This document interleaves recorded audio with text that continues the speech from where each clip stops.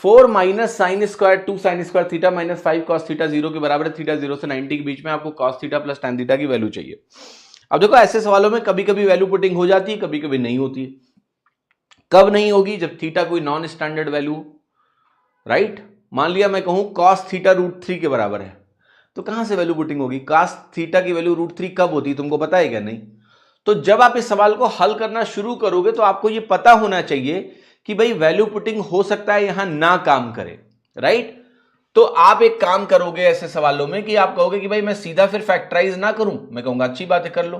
तो आप सीधे कहोगे 2 into 1 minus cos square theta minus 5 cos theta बराबर 0। आप सबको कॉस में कन्वर्ट कर लो। इससे क्या होगा अभी आपको समझ में आएगा। बनेगा 4 minus 2 plus 2 cos square theta minus 5 cos theta बराबर 0। अब ये वैल्यू हो गई 2 cos square theta minus 5 cos theta plus 2 equal to 0। अब 2 और 2 का प्रोडक्ट क्या है? 4 प्लस 4, और प्लस 4 मैं ऐसे भी बना सकता हूं -4 और -1 के प्रोडक्ट से भी +4 बनता है और उनका टोटल -5 बन जाएगा। तो ये कॉस थीटा में एक क्वाड्रेटिक इक्वेशन है। तो कॉस थीटा की वैल्यू आप कैसे लिख सकते हो? आप इस -4 के आगे एक और माइनस लगा लेते हैं तो ये +4 हो जाएगा, और कॉस स्क्वायर थीटा के कोफिशिएंट से डिवाइड करो। इस -1 के आगे एक और माइनस से मल्टीप्लाई करो तो ये 1 हो जाएगा, और इसको 2 से डिवाइड करो। ये रिजेक्ट कर दो क्योंकि कॉस थीटा 1 से बड़ा हो ही नहीं सकता।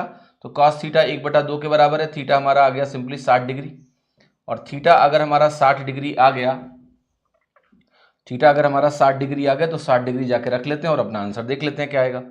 तो थीटा को अगर मैं 60 डिग्री रखता हूं तो कॉस 60 डिग्री आएगा प्लस tan 60 डिग्री आएगा।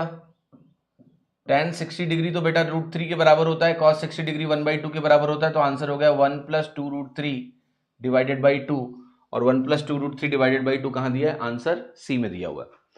अब मान लिया इस सवाल में आप वैल्यू पुटिंग करना चाहो तो प्रोसेस क्या होना चाहिए? ये तो मैंने ट्रेडिशनली बताया, ये कभी फेल नहीं होगा, राइट। कुछ भी हो भाई, यहां cos थीटा 1/2 आया, ठीक है, स्टैंडर्ड वैल्यू है।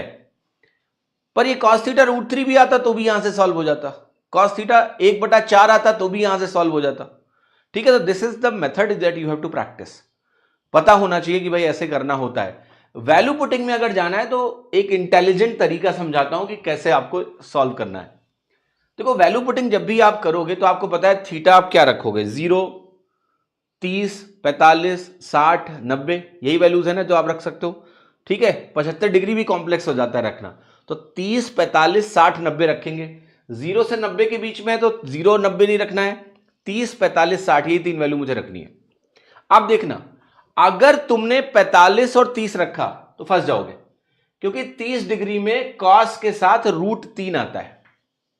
देखो साइन स्क्वायर थीटा अगर मौजूद है तो आप 30 रखो या 45 रखो या 60 रखो, ये तो स्क्वायर होके परफेक्ट रेशनल नंबर दे देगा, कोई दिक्कत नहीं है।